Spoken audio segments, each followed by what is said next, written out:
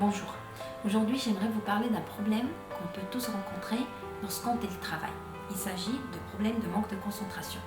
Je vous l'accorde, c'est un problème qu'on peut également rencontrer par ailleurs et pas uniquement en télétravaillant, mais aujourd'hui j'aimerais me focuser, me concentrer, de vous parler justement de ce problème pendant le télétravail.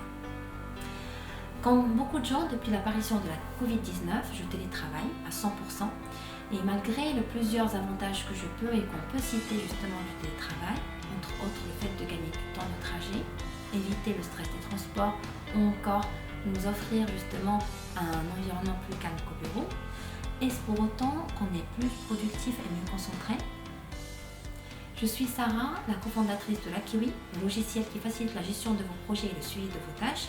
Et aujourd'hui, j'ai décidé de faire cette vidéo pour justement partager avec vous mon retour d'expérience par rapport à ce problème que j'ai moi-même rencontré pendant le télétravail et vous révéler également le retour d'expérience de mon entourage avec la façon de faire en fait, ou leur façon pour justement travailler d'une manière efficace et concentrée et finir leur journée de travail tout en étant satisfait.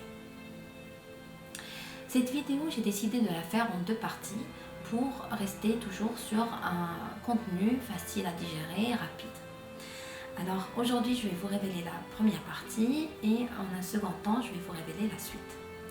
Avant de partager avec vous toutes ces causes et astuces du coup simples à appliquer, je vous invite à liker cette vidéo si bien entendu elle vous plaît, à vous abonner sur notre chaîne si ce n'est pas encore fait et puis à cocher la petite cloche pour rester notifié de nos prochaines vidéos. Eh bien, c'est parti! Contrairement au bureau, lorsqu'on télétravaille, on est à proximité de toutes les distractions favorites. Alors ça peut être la télé, la console de jeu, le frigo et j'en passe.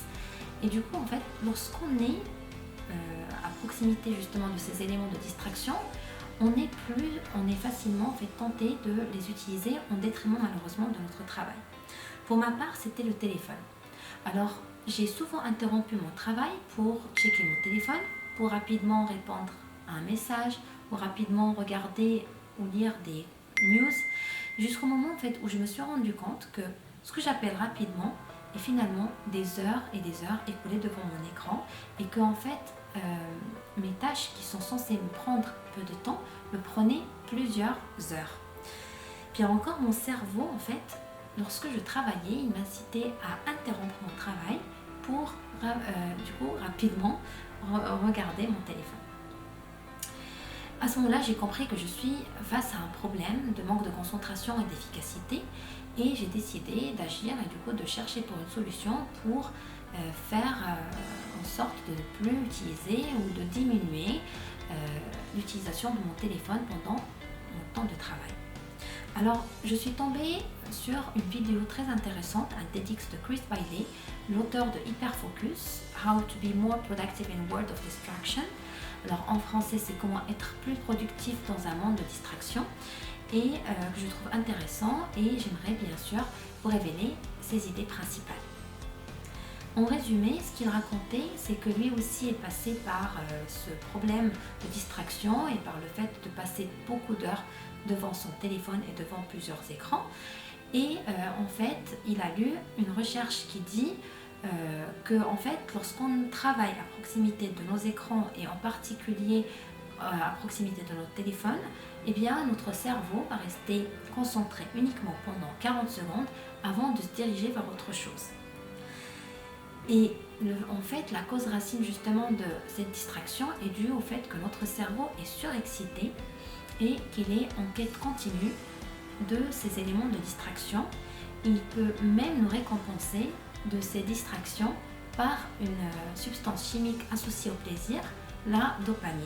C'est pour ça en fait on peut à chaque fois interrompre notre travail pour justement aller chercher ces éléments de distraction. Du coup, lui, ce qu'il a fait en fait, une solution intéressante, il a expérimenté pendant un mois de ne plus utiliser son téléphone et d'utiliser uniquement 30 minutes par jour.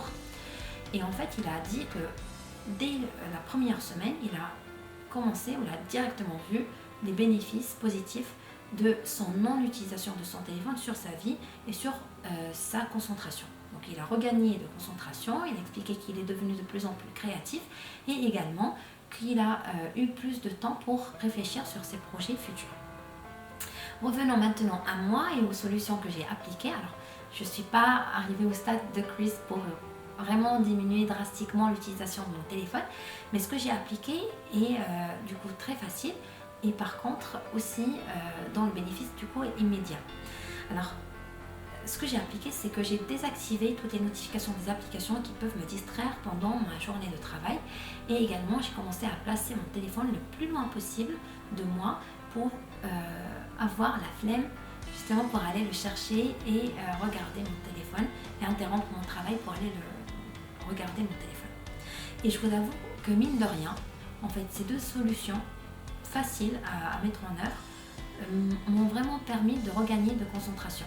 Alors, si vous n'avez pas besoin de téléphone, le plus simple, c'est vraiment de l'éteindre.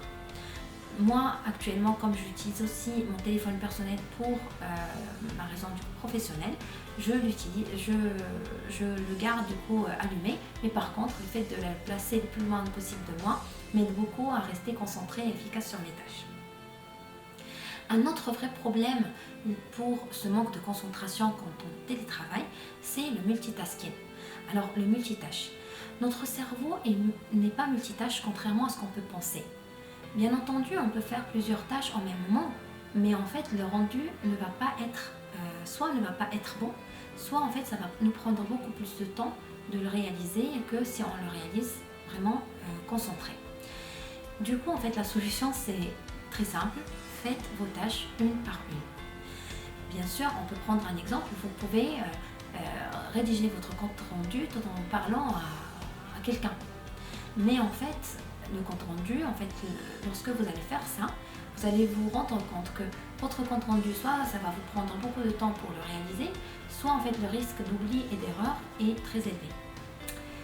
Et le troisième problème, justement au manque de concentration, lorsqu'on télétravaille, et ça c'est aussi lorsqu'on travaille en général, c'est lié au manque de sommeil et lié au manque et le fait de se coucher tard.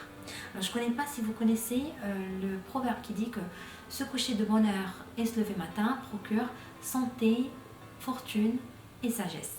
Alors le proverbe a tout dit. Le manque de sommeil est vraiment nuit à la santé physique et mentale. Il y a plusieurs études qui ont démontré justement que le manque de sommeil peut provoquer certains cancers, peut provoquer des problèmes d'obésité et peut également provoquer le problème de manque de concentration et la perte de mémoire. Donc tout est dit, dormez suffisamment et surtout ne pensez pas que vous pouvez rattraper le manque de sommeil. Alors, rattraper le manque de sommeil, c'est très difficile, voire impossible. La solution, c'est vraiment dormir suffisamment. Et voilà, du coup, cette première partie touche à sa fin. J'espère que celle-ci vous sera utile justement pour rester concentré et efficace sur la réalisation de vos tâches.